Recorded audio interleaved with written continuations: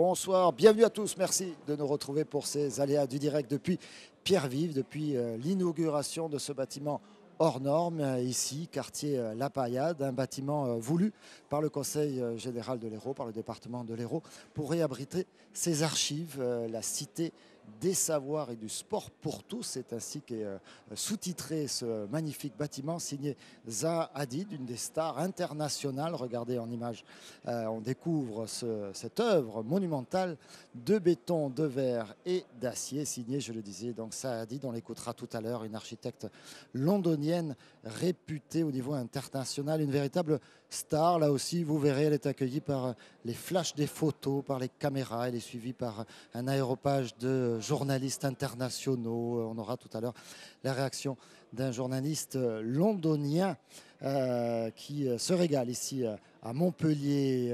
Alors, un mot quand même pour vous dire que nous sommes en carrément léger différé d'une journée parce que la soirée d'inauguration est un petit peu complexe à suivre. Donc on a préféré enregistrer ces différents éléments pour vous les délivrer ce soir vendredi.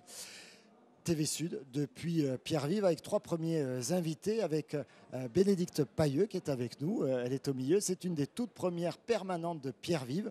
Elle a participé en amont à la préfiguration, les visites, des rencontres avec plus de 10 000 personnes qui sont venues visiter ce chantier. Je ne me trompe pas, Bénédicte? C'est tout à fait ça. Nous avions monté une maison du projet à la demande d'André Vézinet, donc président du département de l'Hérault, pour que la population puisse s'approprier le bâtiment avant l'ouverture ce soir, avant ces 3 jours de manifestation, puisque c'est un bâtiment hors norme à tous les niveaux. À tous les niveaux, et justement un personnage hors norme, il est avec nous. Regardez, viens chez moi, j'habite à La Paillade. Il s'annonce comme ça.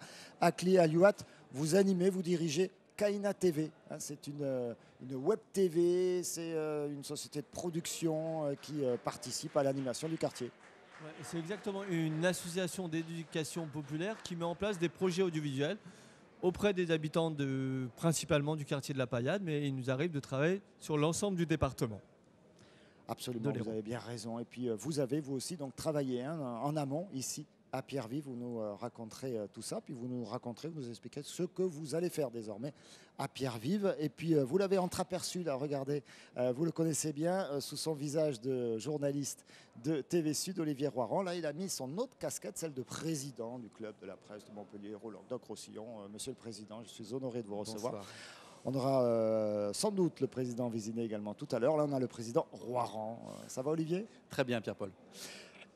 Cher Olivier, vous allez nous parler d'un des premiers grands événements qui se dérouleront ici à Pierre-Vive. C'est le festival L'Hérault Très Libre. Alors il y a un jeu de mots, le Très Libre, T-R-A-I-T, parce que c'est le trait des dessinateurs.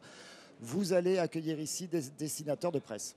Alors, ce n'est pas le premier événement, Bénédicte nous dira que c'est il y a l'inauguration. Le second événement, ça sera lieu du 15 au 17 novembre.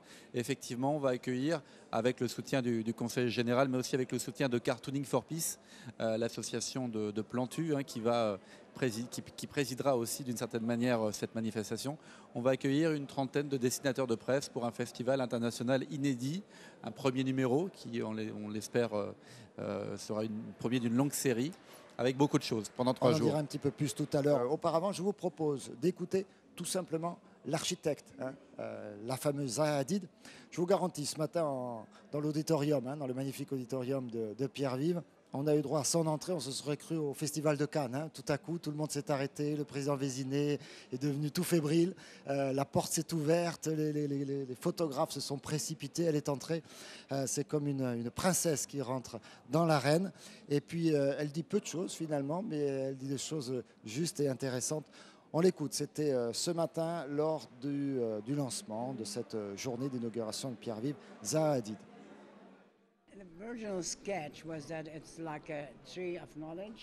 L'idée, c'était de créer un arbre de connaissances avec des branches horizontales qui passeraient à travers le bâtiment. Un arbre conceptuel, bien sûr. Est-ce que le fait de construire un bâtiment comme celui-là, tout près de ces grands ensembles, de ces quartiers de grands ensembles, vous vous êtes dit, il faut que je fasse quelque chose d'encore plus beau, il faut que je fasse quelque chose d'encore plus exceptionnel, justement pour répondre à cette architecture-là? Je dis toujours, quoi qu'on fasse, on essaye bien sûr de le faire du mieux qu'on peut. Mais il ne faut pas oublier que là, nous sommes dans un bâtiment public. Quand il s'agit d'un programme public, il faut faire un effort supplémentaire. C'est un bâtiment en accès libre. Les gens peuvent venir, passer, lire, feuilleter, quand ils le veulent, librement. Et quand on fait une maison privée ou un bureau à accès limité, ce n'est pas la même chose. Là, on accorde une attention toute particulière à ce côté public. C'est important. Et il fallait réfléchir à comment traiter cet aspect public. On peut avoir des espaces extérieurs, mais intérieurs également. Et ça, c'est vraiment essentiel. Et donc, comment aujourd'hui on relie l'urbain au côté public. Anybody can go in, whether they're looking at a book or going to the archive or just going into the public areas. Est-ce que vous avez eu écho des polémiques locales sur le budget, le prix, etc. Et qu'est-ce que vous en avez pensé? We should not say architecture is only shelter. L'architecture, ce n'est pas que de l'abri, ce n'est pas tout simplement fournir un toit pour se protéger. Ça, c'est la base. Mais il ne faut pas oublier que certains n'ont même pas la base, la chance d'avoir un toit aujourd'hui. Alors pour moi, l'inspiration, c'est vraiment un bâtiment qui fait envie. C'est donner envie d'entrer à l'intérieur, c'est inspirer les jeunes en fournissant quelque chose de beau. Il ne faut pas oublier l'inspiration de la période moderniste avec la lumière, avec une invitation vers l'intérieur, le fait de vouloir intégrer les lieux. Donc l'espace, ça coûte, ça a son prix. Mais quelque part, ça n'a pas de prix. Ça n'a pas de prix, c'est l'expression de Zaha Hadid. Ça a un coût quand même, 125 millions d'euros. On aura l'occasion d'en parler notamment avec le président André Vézinet. Ça fait partie des polémiques locales depuis quelques années. Regardez ce bâtiment, derrière le sémillant, le magnifique, le chaleureux Jean Kahn. Salut Jean Kahn, ça va Jean?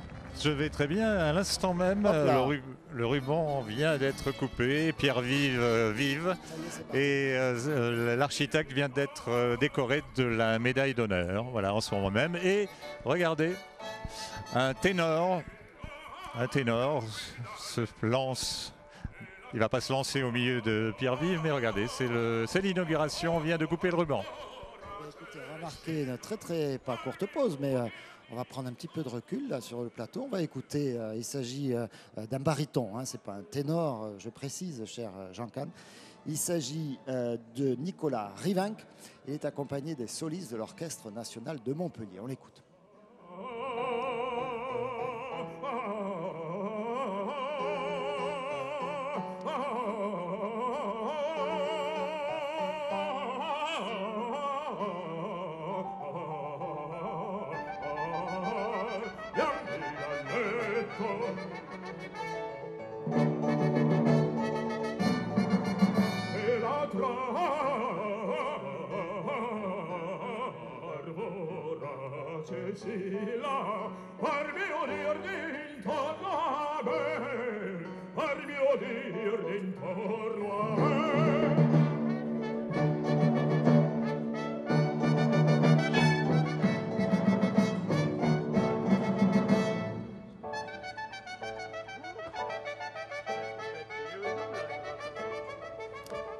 Voilà, c'était Nicolas Rivinc pour démarrer cette soirée ici à Pierre-Vive. Nous, on continue cette émission en se tournant. Je vous l'avais promis, mais regardez, je tiens mes engagements vers Bénédicte Pailleux. Alors Bénédicte, vous avez fait tout le chantier, vous avez fait la première pierre. Vous, je suis sûr que c'était vous déjà qui avez gâché le ciment.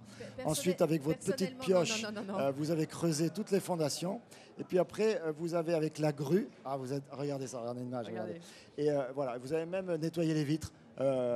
Toute la nuit. Voilà, il y a 600 personnes. Qu'est-ce qui va se passer ici maintenant à Pierre-Vive? Tout d'abord, il y a 600 personnes qui ont travaillé sur ce chantier, qui toutes, je peux vous le dire parce que j'étais effectivement au cœur du chantier, sont extrêmement fiers d'avoir participé à ce bâtiment, à l'édification de ce bâtiment. Alors qu'est-ce qui va s'y passer? Zaha Hadid l'a dit tout à l'heure, la grande originalité, c'est que c'est en accès libre.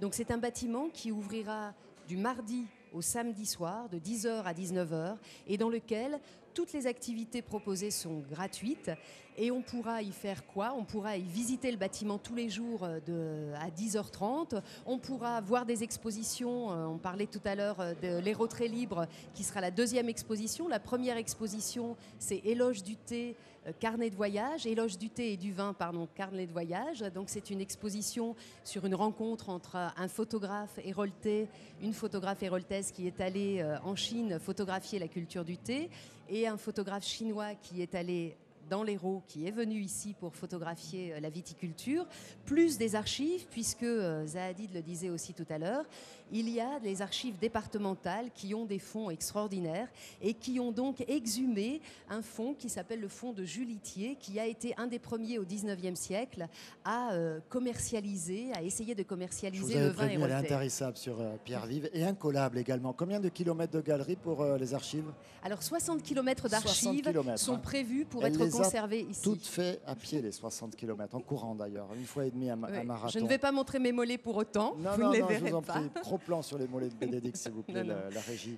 Non, alors il va y avoir effectivement des expositions, des conférences et un travail particulier, une sensibilisation particulière à l'architecture. Tout à fait. Quand on a la chance d'avoir un bâtiment comme celui-ci, c'est une occasion formidable de pouvoir parler de l'architecture. Et le sujet de l'architecture est bien souvent réservé à des experts. Et là, c'est l'idée du Conseil général et du président, c'est de faire en sorte que l'architecture soit partagée par tous. On vit dans l'architecture tous, on marche dans de l'architecture. Donc des ateliers pour les enfants. Tout à fait, visites, tous les mercredis. Tous les jours, des ateliers chaque semaine, chaque mercredi pour les enfants. Tous les mercredis. Et des stages. Des stages pendant les petites vacances, une grande exposition. Pardon ? Pour devenir de vrais petits architectes.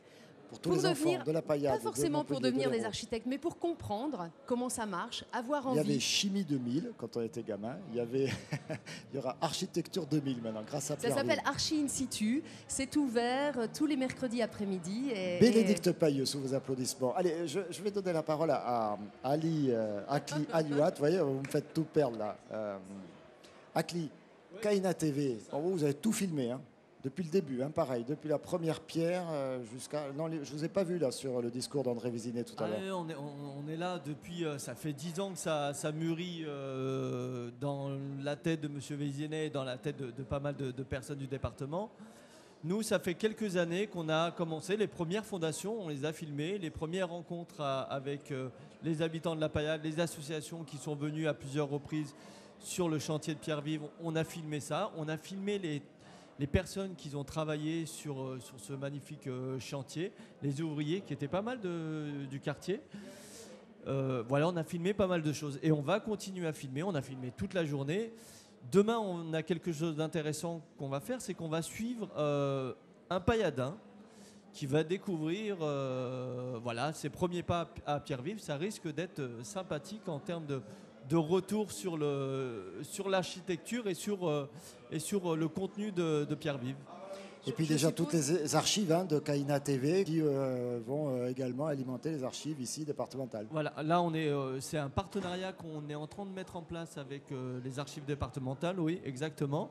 C'est tout récent, c'est qu'on a une centaine d'heures de vidéos essentiellement sur Pierre-Vive et toutes les vidéos qu'on a faites depuis 10 ans, on va les archiver aux archives départementales. Ça va permettre à un moment donné de redistribuer aux Pailladins mais aussi aux habitants de Montpellier du département, voilà, cette mémoire collective, voilà, ce patrimoine collectif.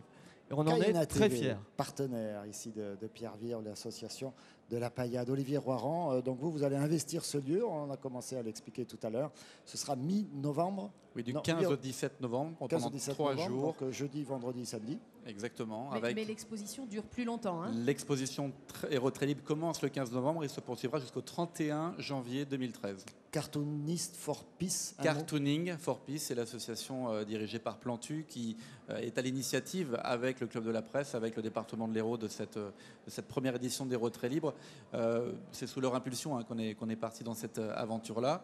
Pour parler du dessin de presse, parce qu'on n'en parle pas assez, pour faire venir une trentaine de dessinateurs de presse, c'est l'objectif, pour faire des conférences, pour accueillir le public, parce que c'est une manifestation gratuite avec des conférences, notamment avec Michel Rocard, qui viendra parler lors d'une conférence. Il y a un thème, c'est l'eau. On aura M. Balesta aussi, qui est un local régional, qui viendra parler de l'eau. Grand spécialiste de l'image sous-marine. Exactement. Et donc pendant 3 jours, beaucoup de choses, beaucoup d'actions autour du dessin de presse, avec une dernière soirée le samedi, une sorte de battle avec de l'humour, du dessin de presse, de la politique, enfin, tout ce qu'on aime. De l'humour, de la politique. Merci et beaucoup, les chefs, j'ai oublié. Des chefs qui vont venir et même, je vous le signale, un des dessinateurs de presse qui sera présent la veille, le mercredi, avec TV Sud, et qui prendra la main sur la rédaction de TV Sud. Allez, marque une première courte pause. On se retrouve pour la suite de l'inauguration de ce magnifique bâtiment Pierre Vive ici à Montpellier. À tout de suite.